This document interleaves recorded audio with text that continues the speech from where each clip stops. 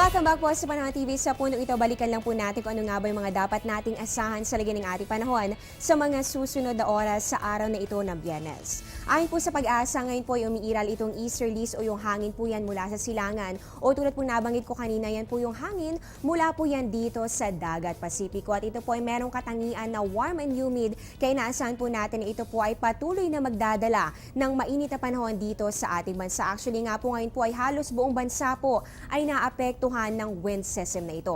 Dahil po dito inaasahan natin ang pagkakaroon ng generally fair weather, pero syempre dahil po sa bahagya hanggang sa maulap na kalangitan, meron pa rin po mga posibilidad ng mga punong-punong pag-ulan o pagkidlat, pagkulog. Lalong-lalo na nga po yan, tandaan po natin, lagi po nating nababanggit, lagi po natin ito nga tandaan, ito po kadalasan po nating mararanasan, itong mga isolated rain showers or thunderstorms. Pagsapit po yan ng hapon o kaya naman ay sa gabi. So ulitin ko lang po, kahit po mainit at maganda po ang ating panahon sa umaga, hindi po ibig sabihin yan ay wala na po tayong mararanasan mga pag-ulan kapag po yan sa latter part of the day. Kaya patuloy po tayo mag-ingat at syempre maraming salamat po sa pagtutok dito sa Panahon TV ngayong umaga. Pwede niyo po kaming makita dito po sa social media at yan po ay pwede niyo kaming i-like sa Facebook, Panahon.tv, or follow us on Twitter at Panahon TV. At syempre, welcome na welcome kayo sa aming website, www.panahon.tv.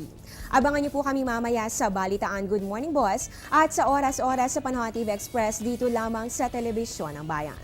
Live mula sa Pag-asa Weather and Forecasting Center, ito po ang Panahon TV kung saan walang pinipiling panahon ang pagbibigay impormasyon.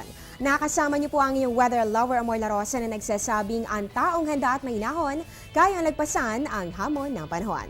Good morning po sa inyong lahat and happy weekend. Ang programang ito ay hatid sa inyo ng Air 21. Sagot ko, padala mo.